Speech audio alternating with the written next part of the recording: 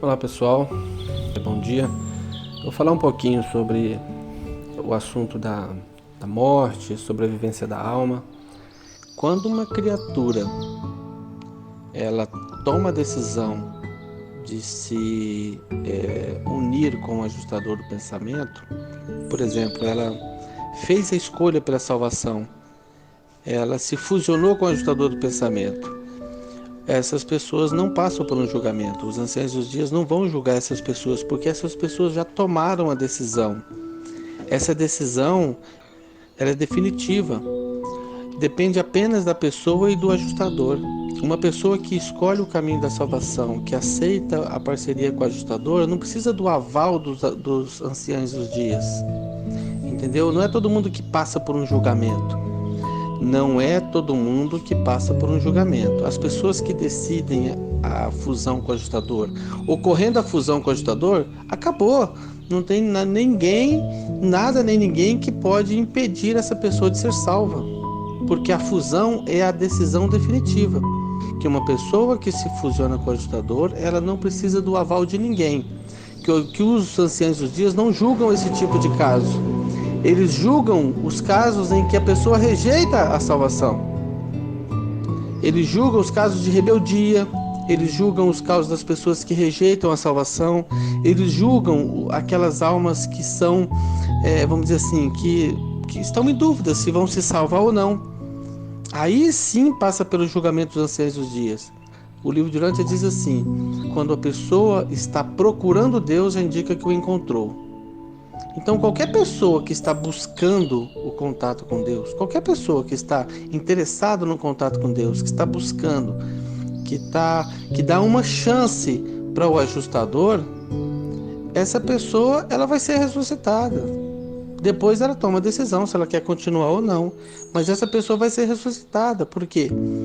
Porque nós temos a situação do cara que se acerta com o ajustador, fecha o acordo, assina o contrato e se fusiona. Os anciãos dos dias não se metem. Essa pessoa já se decidiu, o ajustador já bateu o martelo.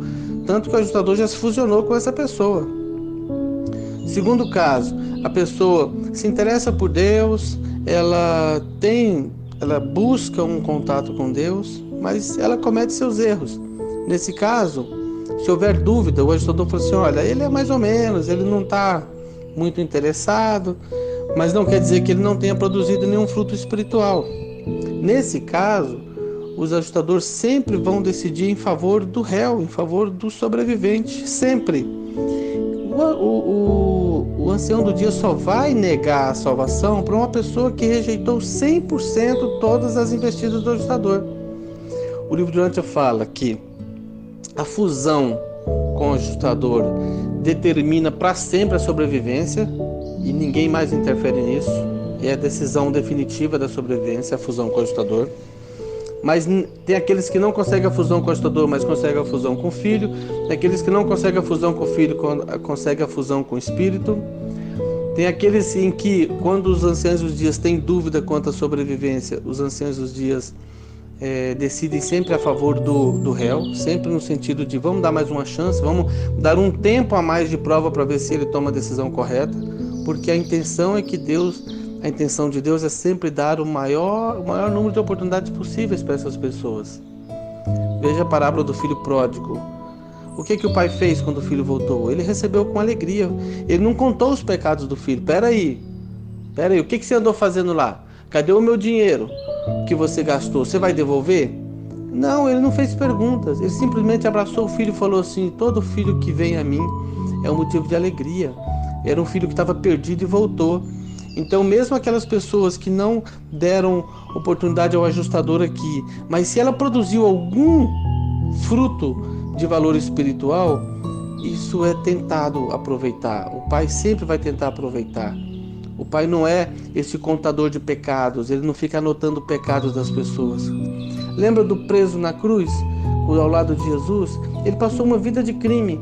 Mas naquele momento ali ele deu uma chancezinha ao Espírito. Aí Jesus abraçou aquela chance e falou: filho, vem comigo, eu vou te levar, um dia você estará comigo no paraíso. Então é isso que nós temos. O livro de Urântia, ele traz exatamente isso, diferente das religiões que ficam te te pressionando, cuidado, o inferno, olha, Deus não é Deus, você não pode brincar com Deus, horrenda coisa cair na mão de Deus, que Deus é vingativo, que Deus é isso, cuidado, você vai pro inferno, cuidado, você vai perder a salvação. Isso é coisa da religião do medo. Qualquer chama, o livro Durante fala isso, qualquer chama de possibilidade de salvar uma alma, Deus irá atentar-se para aquilo e vai tentar resgatar aquilo pelo fio do cabelo. Assim, o cara já está todo destruído, ele está por um fio de cabelo apenas pendurado. Se houver chance de salvar, ele vai salvar. Ele não vai falar assim, você deixou ficar só pelo fio de cabelo, agora você se dana. É claro que não.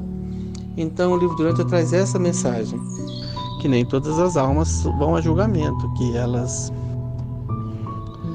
aquelas almas que fecham a parceria com o ajudador e se fusionam, não tem julgamento para elas, porque o ajustador e elas já decidiram pela salvação. E pronto, ninguém pode interferir. É uma questão entre a personalidade e o pai.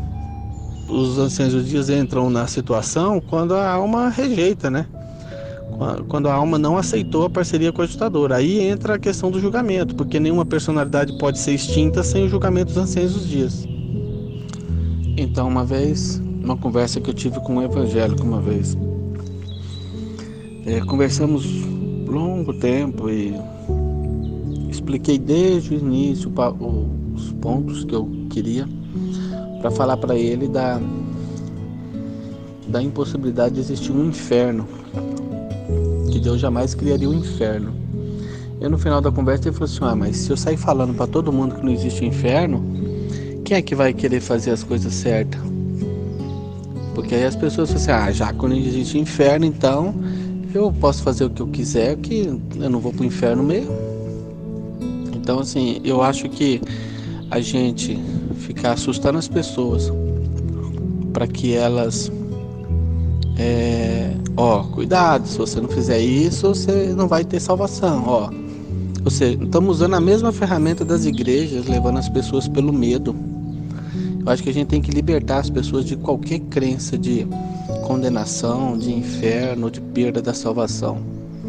As pessoas têm que buscar a salvação pelo valor que tem a salvação e não pelo medo da perdição. O medo não salva ninguém. O que salva é a sinceridade das decisões. Ninguém pode tomar as decisões com medo do que poderia acontecer. Isso não é sincero. Não adianta a gente querer enganar e tapear as pessoas, cuidado, se você não fizer assim, não fizer assado, você vai perder sua salvação. Você tem que ser santo. Esse negócio aí é religião do medo.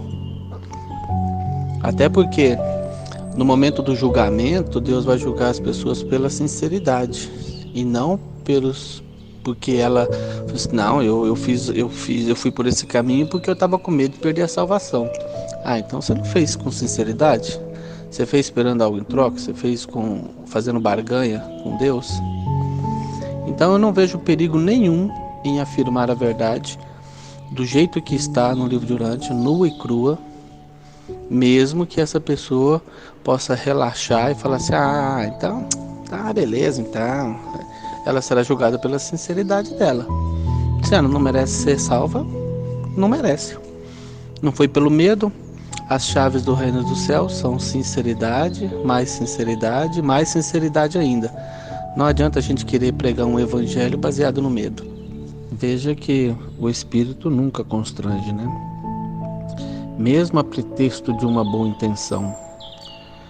Nem mesmo o Espírito assim, não, mas eu apertei um pouco ele, eu insisti um pouco porque eu estava querendo que ele se salvasse. Os fins não justificam os meios, né? Ou seja, mesmo com o objetivo de salvar alguém, nós nunca podemos utilizar de algo que não seja verdadeiro. Os fins não justificam os meios. Nós não podemos utilizar esses meios, cair na mesma armadilha do cristianismo, de querer utilizar o medo como um meio de salvar as pessoas. Isso não se justifica. Veja que nem o Espírito constrange ninguém. Ele sempre espera pacientemente que essa alma aceite fazer a vontade de Deus. Ele nunca vai insistir. Quando o livro fala sobre a chave do reino do céu, ele não fala a chave do reino do céu é santidade, mais santidade ainda. Em nenhum lugar o livro de Dante prega santidade. Isso não está escrito no livro. O livro está pregando sinceridade. Olha, as chaves do reino do céu são sinceridade mais sinceridade ainda. Então todos nós seremos julgados pela nossa sinceridade. Não é porque você, eu fiquei ali no caminho da verdade ali a vida inteira porque eu morria de medo de ir para o inferno. Ou então, eu fiz aquilo porque eu morria de medo de perder a salvação. Mas e aí? Cadê a sinceridade? Então me preocupa muito mais a sinceridade de uma alma do que a santidade. Santidade tem mais a ver com religião, com igreja, porque cada religião tem uma ideia de santidade. Para uns a santidade é praticar jejum, penitência, autoflagelo. Para outros a santidade é vestir uma roupa comprida, não frequentar um determinado lugar. Para outra, santidade já é outra coisa. Então cada religião vai ter suas regras de conduta e cada um vai pregar um tipo de santidade. Então eu prefiro falar o que está escrito lá. Mas cuidado, porque isso aí de repente vai deixar alguém mais preguiçoso, alguém mais indolente, não vai querer fazer o que é certo. Isso aí é a sinceridade dele que vai dizer. Porque quem realmente quer fazer o que é certo, ele faz porque é certo e não com medo de alguma coisa. Um outro aspecto que eu queria pensar junto com você.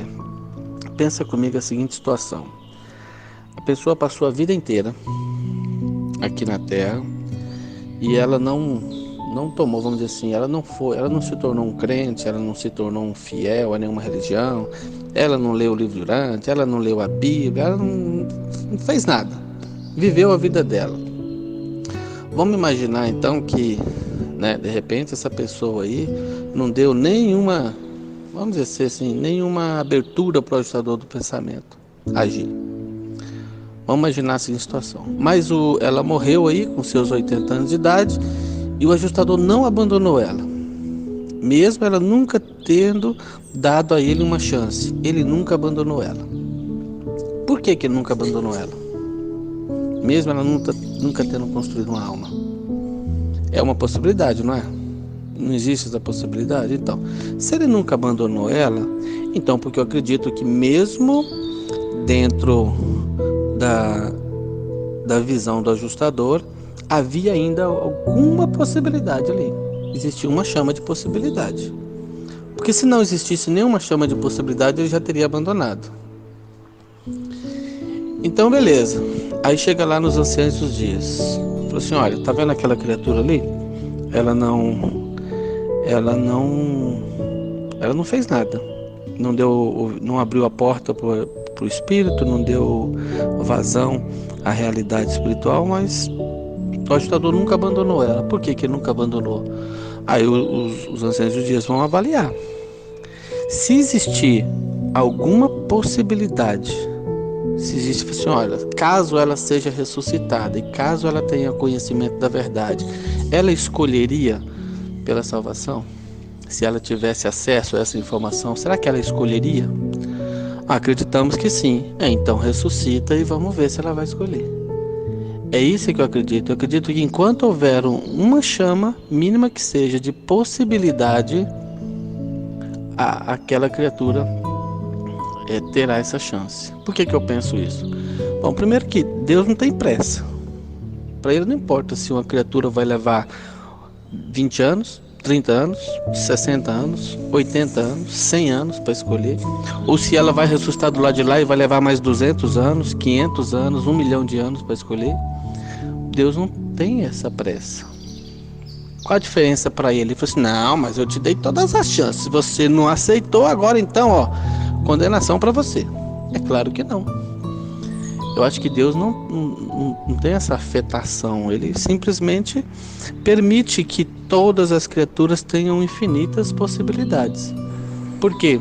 Porque essa pessoa que passou a vida inteira, que não aceitou, mas ressuscitou e depois ela aceitou e evoluiu e conseguiu se fusionar com o filho, por exemplo, ou se conseguiu fusionar com o espírito, essa experiência não é válida?